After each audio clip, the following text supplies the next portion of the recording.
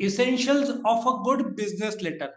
बेटा business letter हो या लव लेटर हो, लिखते समय बहुत सारी चीजें ध्यान में रखे जाते हैं। तो इसेंशियल्स क्या क्या है गुड बिजनेस लेटर के, वो हम बताएंगे। बेटा लव लेटर का मुझे नहीं पता, मैं बिजनेस लेटर का बताऊंगा। So let us start. सबसे पहले clarity. Clarity is the soul of business letter. Now मैं एक एग्जांपल लेता हूँ। सपोजिटली एक एचडीएफसी अर्गो का एक इंश्योरेंस का कुछ क्लेम था, ठीक है। तो उन्होंने बोला कि कुछ डॉक्यूमेंट्स पेंडिंग है। उन्होंने मुझे लिखा, नंबर वन क्लेम अमाउंट लिखो, नंबर टू, इतना अच्छा मुझे लगा ना, दे वर वेरी क्लियर। लेकिन उन्होंने लिखा, सपोजिटली मुझे एक लेटर भेजा होता कि we have queries regarding your insurance. तो कौन सा क्लेम, फॉर्म का क्लेम, क्या डॉक्यूमेंट्स का क्लेम, क्या बिल, क्या हॉस्पिटल एंड सो ऑन। तो क्लैरिटी सोल है, it must be as clear and possible, simple and common words are to be used, ठीक है ना।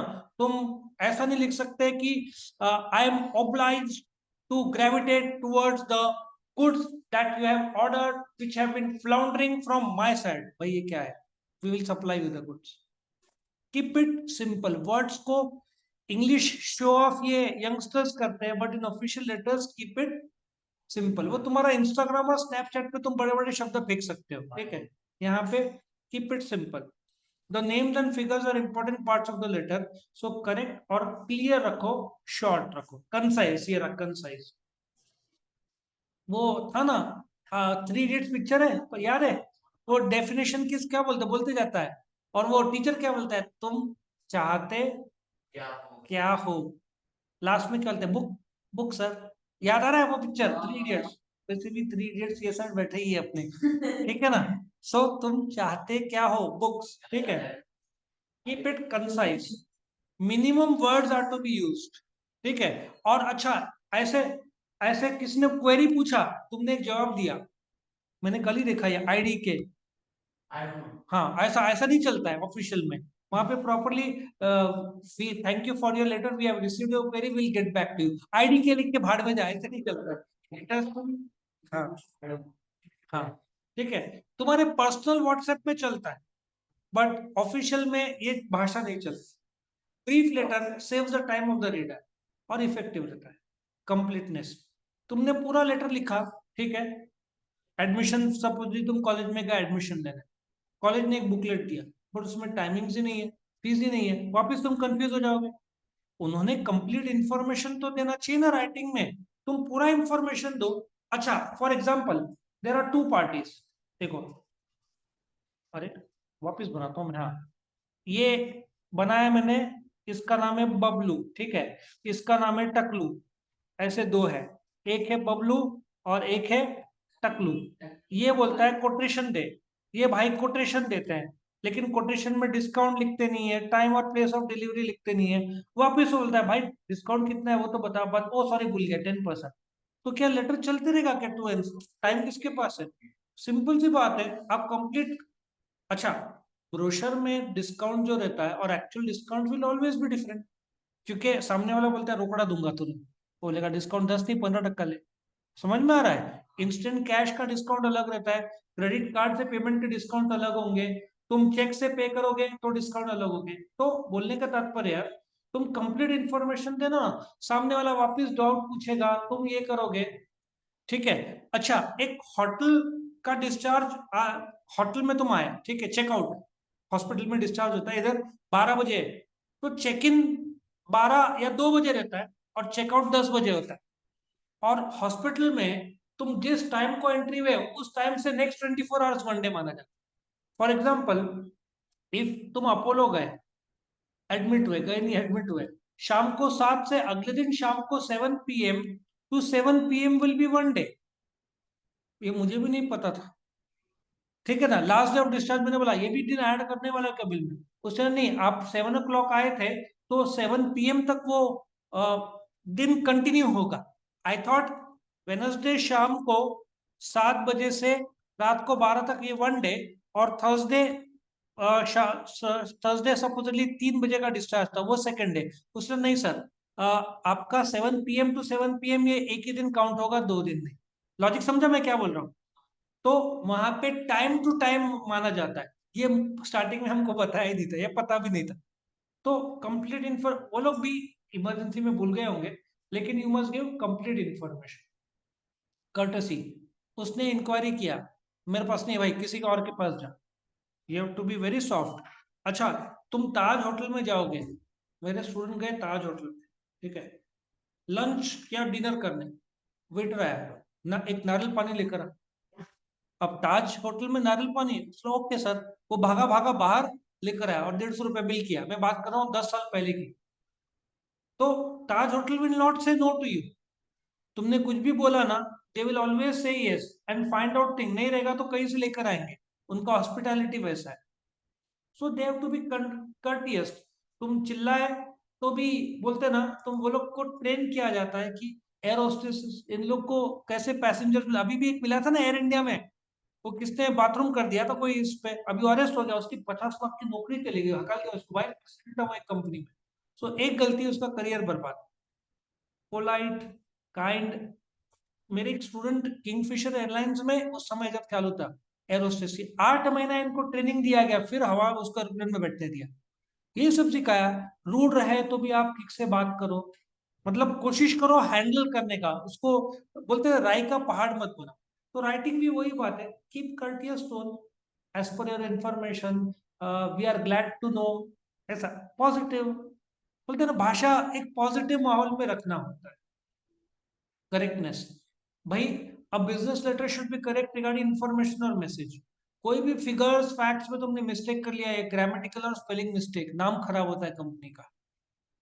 मेरे कोई भी स्टूडेंट आउट ऑफ कंट्री जाते हैं, मिलने आते हैं, लास्ट में तो मैं एक ही चीज बोलता हूँ, शायद तेरी बहन को भी बोला होगा यदि मिली होगी तो।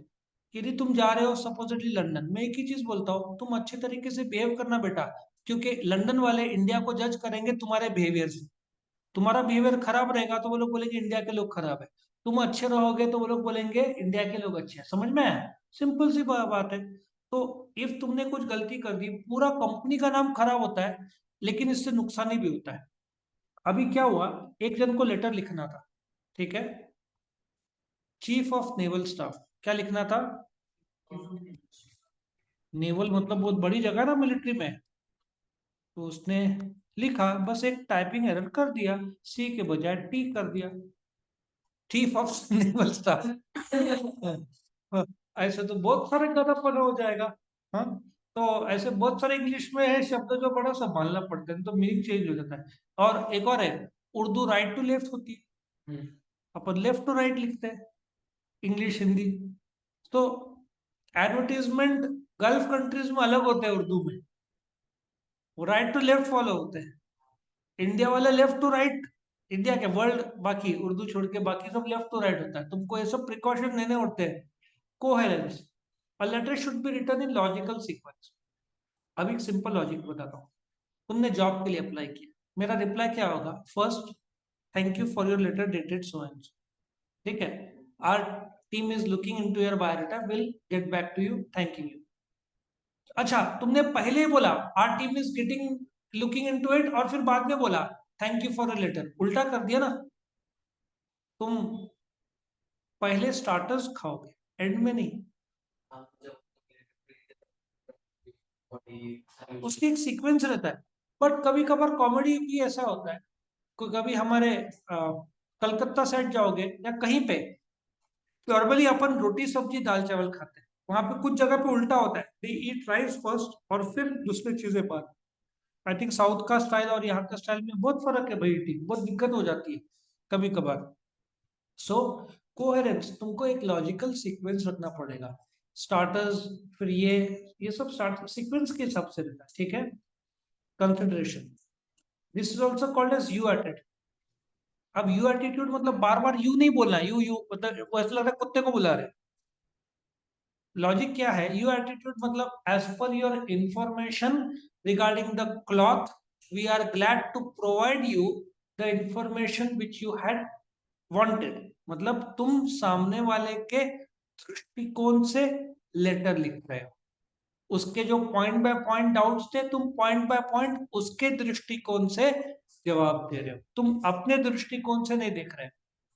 कई बार दुकान में सपोज तुम मोबाइल फोन लेने गए, ठीक है, और उसको बेचना, वो क्या बोलेगा, 1+10T ले लो, 1+10T ले लो, उसको पता है 1+11 आने वाला है, तो 1+10 डिस्काउंट आउट हो जाएगा ना। और 1+7 के अपडेट्स रोक दिए हैं इन लोगों ने। बाई चांस तुम गए, देखो 1+7 खास डिस्काउंट है, मतलब चिपकाने की कोशिश है। अक्सर सेलर बदमाशी करते हैं, they sell what they don't want to keep in their stock rather than what you want. यहाँ पे धोखा कस्टमर के साथ बहुत बार हो जाता है। और फिर मैं बहुत क्लियर बोलता हूँ, भाई मैं इंटरेस्टेड नहीं हूँ, मैं जो बोल रहा हूँ वो दिखाओगे तो बहुत अच्छा हो जाएगा। कई बार सेलर करते हैं, और फिर बाद में जाने, कस्टमर जाने के बाद वो लोग पीठ पीछे किसी और सेलर को दे देगा, उसको चिपकाया। ये वर्स्ट लाइन है इंडिया का, लोग यंगस्टर्स का, चिपकाया मतलब तुमको जो खाली करना था स्टॉक जबरदस्ती तुमने बेच दिया, जो कस्टमर नहीं चाहता। लॉजिक समझ में आ रहा है? अभी मेरे रिलेटिव का, एक डॉक्टर ने बोला सेमी इमरजेंसी अपेंडिक्स का सर्जरी कराओ। मुझे शक हो गया, मतलब अपेंडिक्स में बहुत एक्सट्रीम पेन होता है ना। फिर we admitted her to Apollo. Apollo ने बोला कोई सर्जरी की जरूरत नहीं, और अपेंडिक्स निकाला तो बॉडी का तो रिएक्शन नहीं आएगा, अपेंडिक्स है ना, उसको लाख सवा लाख ऐसे मिल गए होते। कितनी बड़ी, मतलब बोलने का तात्पर्य, कंसिडरेशन यू एटीट्यूड नहीं था उस डॉक्टर का, क्या एटीट्यूड था, मैं कैसे कमा सकता हूँ, वो एटीट्यूड से वो चल रहा था। नाम खराब हो गया ना, तुम डॉक्टर के पेशे को खराब कर रहे हो। अरे अपेंडिक्स ऐसे कैसे निकाल सकते हो किसी इंसान का विदाउट पेन? आदमी बैठ नहीं सकता, तब जाकर अपेंडिक्स का निकाला जाता है।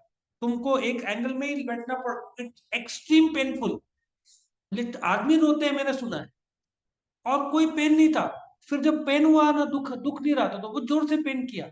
फिर वो बोलता है आपका पेन टॉलरेंट, बहुत पेन का टॉलरेंस बहुत ज्यादा है। अरे पेन नेचुरल होना चाहिए ना, वो पेन, वो आर्टिफिशियल तुम दबा के क्रिएट कर रहे हो, और फिर बोल रहे हो अपेंडिक्स निकालना पड़ेगा, तो गलत बात। Absolutely disgusting behaviour of the doctor. अब नाम पब्लिकली खराब नहीं करना चाहता इसलिए नहीं ले रहा हूँ, बट यू एटीट्यूड नहीं था, इट वॉज मी एटीट्यूड। और बहुत सारे सेल्समैन भी ऐसा करते हैं, और देश का भी नाम खराब करते हैं, दुकान का भी नाम खराब करते हैं, खुद के स्वार्थ। You have to be customer oriented, जो तुमको चाहिए वो दो ना। और लास्ट में केयरफुल, एक सिंपल सा है, a happy face is always a pleasing face. मैं जब कई बार देखा हूँ कस्टमर, हॉस्पिटल एक में हम लोग गए थे इमेजिका में, ठीक है, एक पास रहते हैं ना, दो वो लोग हाथ में बैंड बांधते हैं, हम लोग से एक बैंड घूम गया, एक स्टूडेंट से एक बैंड घूम गया, वो स्नो का था। तो मैंने उनको बोला कि एक बैंड मिल नहीं रहा है हमसे, हमारा पूरा टीम में उसका भी नाम आपके पास है, तो दूसरा बैंड आप स्नो वर्ल्ड में एंट्री दे दो। उसला हम नहीं दे सकते, ऐसा बोला। मैंने बोला पहली बात, आपकी जो भाषा है, ये कौन सा पार्क है, इमेजिका, आप जिंदगी में इस जन्म डिज्नी नहीं बन पाओगे, क्योंकि डिज्नी वाला का मानना है any person who enters should be happy and go back happy. आप जॉयफुल चीजें के लिए बने हो, और आप जिस प्रकार से बात कर रहे हो कोई दुखी। और दूसरी बात, जब आपके पास लिस्ट है, यदि बच्चे लोग हैं, हो जाता होगा, तो आप फ्लेक्सिबल रहना चाहिए। उन लोगों ने लास्ट तक माना नहीं, रूल्स एंड रेगुलेशन। और मेरे मन में आ रहा था क्या फर्क पड़ता है, सेम चीज इफ यू गो टू ताज या कहीं पे ना, they will see, rules and regulation government से चलता है, हर चीज नहीं होता है। और ऐसे वर्ल्ड डिज्नी पार्क्स या ऐसे, they will be very flexible. तुम जा रहे हो, तुमको एक एक्स्ट्रा बॉटल चाहिए ना, दे देंगे, कॉम्प्लीमेंट्री दो रहते हैं दिन में, बट समटाइम्स फॉर मंथ ले जाओ, they will not say anything. But कुछ होटल नहीं, आपको 20 रुपए देना पड़ेगा, 20 रुपए के लिए भी नहीं छोड़ते। सो ये एटमोस्फेयर खराब कर देता है नाम का, बट हाँ।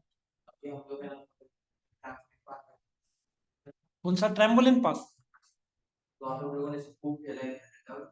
फिर हम लोग जब जा रहे थे ना, तो हम लोगों ने पानी की बोतल पूछी, तो मैंने 3 बोतल मांगी थी, तो 3 बोतल पूछी थी। हाँ, कुछ नहीं बोला, प्राइस और बोल 3 बोतल की आनी थी। ये जो जगह है ना, पार्क्स होटल्स, यहाँ पे customer should always, hill station, और सबसे बुरा अनुभव इधर ही आता है होटल वालों का। अच्छे होटल्स वाले हर चीज में, अभी कभी ये वर्क नहीं कर रहा है, वो वर्क नहीं कर रहा है। ताज में इफ यू गो, मैंने उसका वीडियोस देखे थे, कोई अच्छा रूम है ना, वो लोग जाकर कांच है ना, ग्लास शैंपेन के ग्लासेस रहते हैं ना, उसको साफ करते हैं ताकि फिंगर का दाग ना रहे। वो लोग मिलीमीटर टू सेंटीमीटर चेक करते हैं, that is why they are Taj. तो अभी सिंपल सा आई टेल देम, आप लोग जिंदगी में ताज नहीं बन सकते, इमेजिका वाला जिंदगी में डिज्नीलैंड नहीं बन सकते, क्योंकि डिज्नीलैंड खोला गया था intention to bring joy to this earth, वो इंटेंशन, और प्रॉफिटेबल इंटेंशन हर जगह नहीं रहता, there has to be flexibility. मेरा एक सिंपल सा लॉजिक है। तो ये था, keep the language positive, happy, है ना, ये तो अप्रोच होना चाहिए लाइफ का भी। तो सिंपल सा है, ये था essentials of a good business.